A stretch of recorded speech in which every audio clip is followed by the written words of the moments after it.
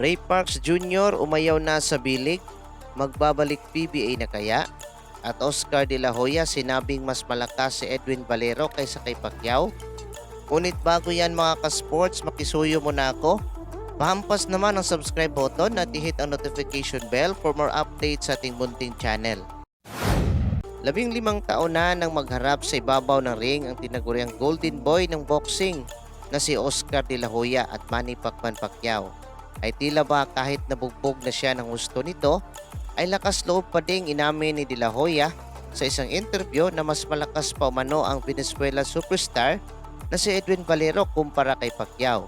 Could have put it on Manny. I mean, Could have changed they had it. the same style, but the Inca hit harder. Oh, he hit a lot harder. Oh, there was no comparison. No comparison. I mean, At ibinunyag pa ni De La Hoya na bilang paghanda sa nalapit niyang laban kontra kay Pacquiao, ay kinuha niya itong si Valero bilang sparring partner dahil magkapariha umano ang dalawa ng estilo ng pakikipaglaban sa ring.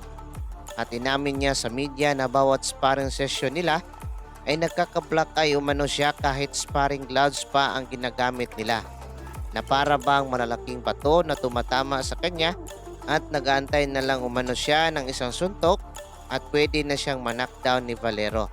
Ganon kalakas ang Venezuelan boxer sa adva ni De La Hoya.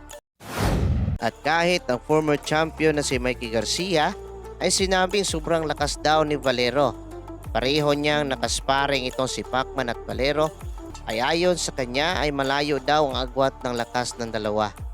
Ang lakas ni Valero ay parang malalaking bato na kaya kang patulugin sa isang suntok, habang kay Pacquiao naman ay parang maliliit na bato na bawat panat ay puro malalakas, ngunit mas lamang umano sa bigat ang kamao ni Valero. At dagdag pa ni Golden Boy na ito daw ang isa sa mga nakikita niyang dahilan kung bakit natalo siya kay Pacquiao. Sa preparasyon pa lang ay bugbog na ang kanyang katawan. At sinabi pa niya sa lakas ni Valero, wala daw boxer na may kumpara nito sa lightweight division kung saan lumalaban itong Venezuelan superstar. Nagtapos ang karera ni Valero sa boxing dala ang 27 wins at 27 knockouts at walang talo.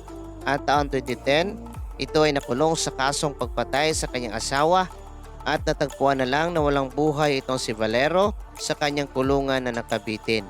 Sayang mga ka-sports at hindi nagtuos itong si Pacman at Valero.